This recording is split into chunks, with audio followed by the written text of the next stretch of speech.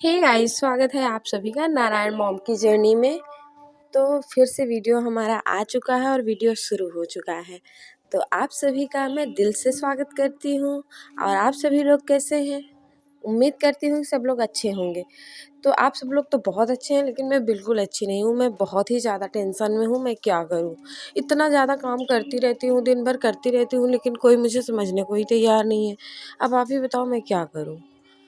तो सुबह-सुबह उठ के मैं लग गई थी किचन में, लेकिन नारायण के पापा हैं कि बरसने लगते हैं, सुबह उठते ही मेरे ऊपर बरस पड़ते हैं। कोई भी दिक्कत हो तो सबसे पहले मेरे ही ऊपर ही उनका गुस्सा फूटेगा।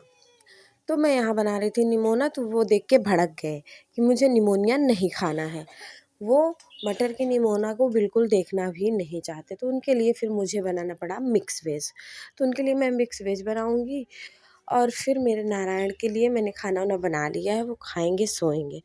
गाइज़, मैं आप लोगों से एक बात कहना चाहती हूँ। आजकल बहुत ज़्यादा मतलब ये दिक्कत हर लेडीज़ में आ रही है कि मतलब बच्चे होने में बहुत दिक्कत आ रही है। तो उसका मेरे पास एक सॉलिड सॉल्यूशन है। अगर सॉलिड सॉल्यूशन क्या, मैं ये बोलूँगी कि मेरे पास एक उपाय है, जो कि मैंने खुद ने ट्राई किया है अपने ऊपर। अगर आप लोग भी जानना चाहते हैं तो प्लीज़ मुझे कमेंट में ज़रूर बताएँ। मैं अगर अपनी बात बताऊँ तो मैंने अपना 2 बच्चा खो दिया है, मेरा 2 बार मिसकैरेज हुआ है। मेरी शादी को 7 साल हो गए हैं, लेकिन 7 साल में मेरा 2 बार मिसकैरेज हुआ। इतने सुंदर हो क्या तुम? दादी शायद घूमने जा रहे हो क्या आप? अच्छा अच्छा, भैया शिवाक्ष बोल दो। शिवाक्ष शिवाक्ष शिवाक्ष शिवाक्ष, ये कहाँ से सीख ले ने? और 2 बार मिसकैरेज क्या हुआ, मैंने बच्चा ही अबॉर्ट किया था, क्योंकि मेरे बच्चे एबनॉर्मल थे। तो आजकल 100% में 99% लेडीज़ को ये दिक्कत हो रही है, जिसमें से 1% लेडीज़ को ही सही सलामत बच्चा हो जा रहा है। नहीं तो कुछ ना कुछ कमियाँ आती हैं, या तो बच्चे में हार्ट नहीं है, या तो रीढ़ की हड्डी नहीं है, या ऐसा नहीं है, वैसा नहीं है, कुछ ना कुछ इफ़ेक्ट होता ही है। तो फिर मैं आप लोगों के लिए यही लेके आई हूँ कि मेरी शादी हुई थी 2017 में। और फिर 2017 के बाद मैं पहली बार प्रेग्नेंट हुई हूँ 2019 में। नहीं, 2018 में लास्ट दिसंबर में मैं प्रेग्नेंट, मतलब मेरी प्रेगनेंसी की रिपोर्ट आई थी कि मैं प्रेग्नेंट हूँ। और उसके बाद फिर मुझे मार्च में पता चला कि मेरे बच्चे में धड़कन ही नहीं है। और फिर यहाँ मैं प्रयागराज के कमला नेहरू हॉस्पिटल में दिखा रही थी। वहाँ की सबसे अच्छी डॉक्टर को मैं दिखा रही थी, जो कि हैं पीजीआई की डॉक्टर, से भी उनका कॉन्टैक्ट है यहाँ पे, लेकिन उनका नाम है यहाँ पे आई परिहार। आई परिहार बहुत अच्छी डॉक्टर है। तो वो ही मेरा इलाज कर रही थी। तो फर्स्ट टाइम था, तो डॉक्टर ने बोला आपके बच्चे में धड़कन ही नहीं है, हार्ट बीट नहीं है, तो आपको बच्चा अबॉर्ट करना होगा। उस समय मेरे ऊपर क्या बीती थी, मेरी सिचुएशन क्या थी, ये कोई नहीं समझ सकता है। कोई क्या, वो समझ सकती हैं लेडीज़ जिनके साथ ऐसा होता है।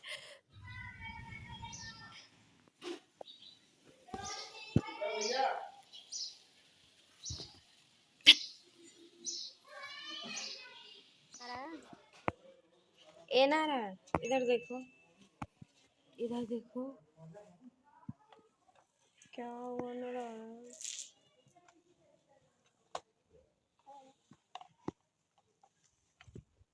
भैया इधर देखो, इधर देखो। ए भैया, इसको बचाओ।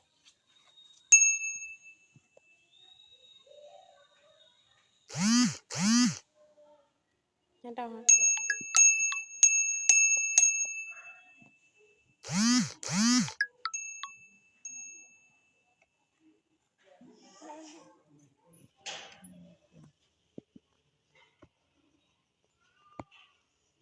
हम जाते हैं।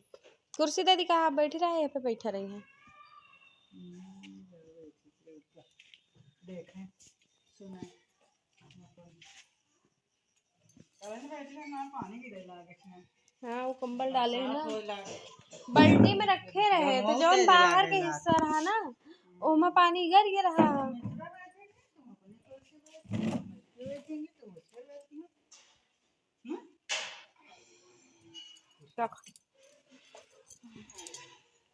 निसार लेबू, जा रहे हैं, बाय।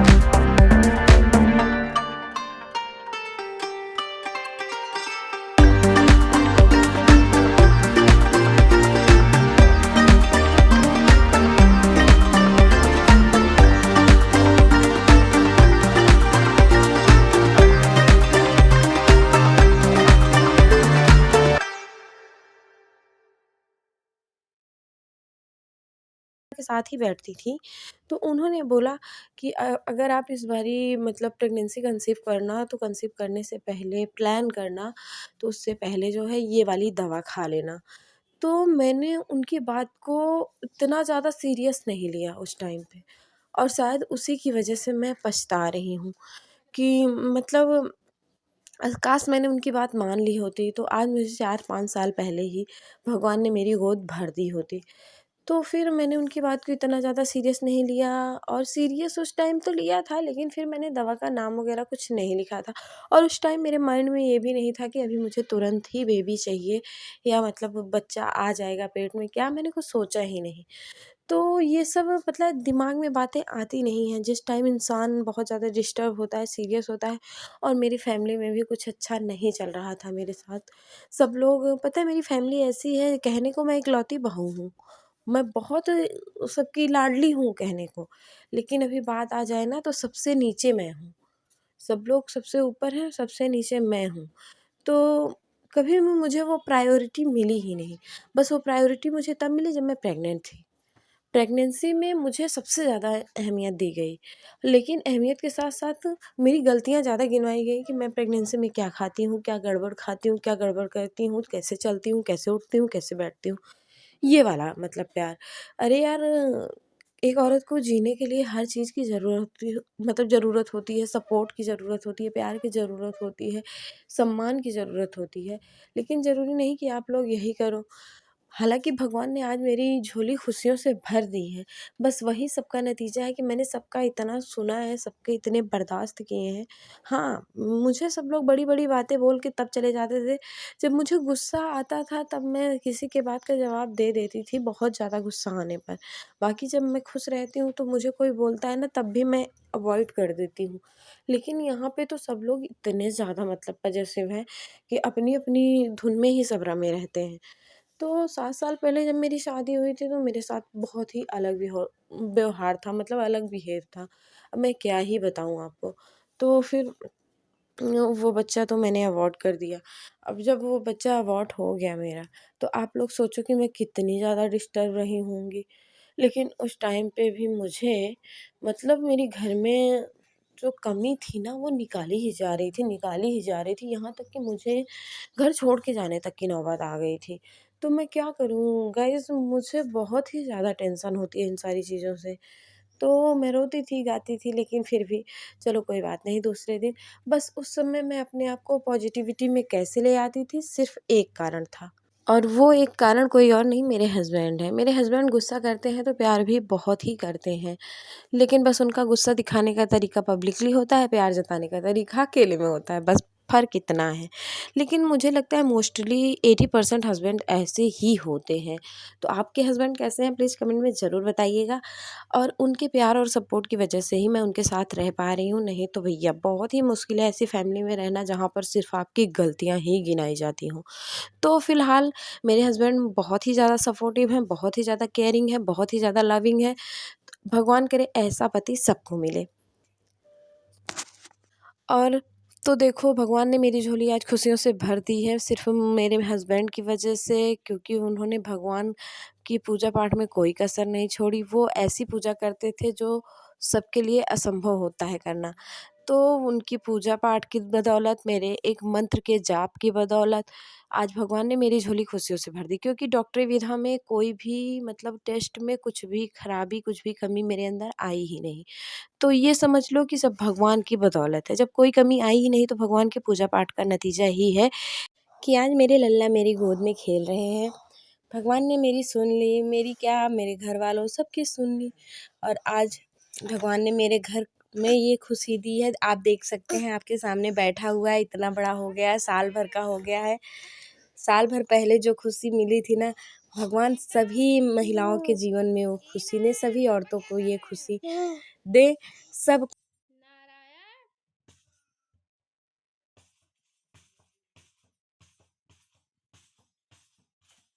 क्या कर रहे पापा?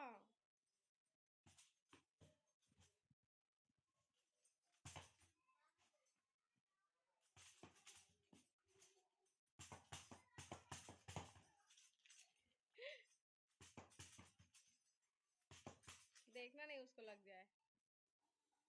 तो गाइज़ आज की वीडियो का मैं यहीं पर एंड करती हूँ। आई होप आपको वीडियो पसंद आई होगी। साथ में मेरे नारायण की भी आवाज़ आ रही है तो उसको अवॉइड कीजिएगा, बच्चे की आवाज़ है सुनकर अच्छा लगता है। मिलती हूँ आपसे अगली वीडियो में एक नई वीडियो के साथ। तब तक के लिए आप लोग प्लीज़ मेरे चैनल को सब्सक्राइब और वीडियो को लाइक कीजिएगा। धन्यवाद।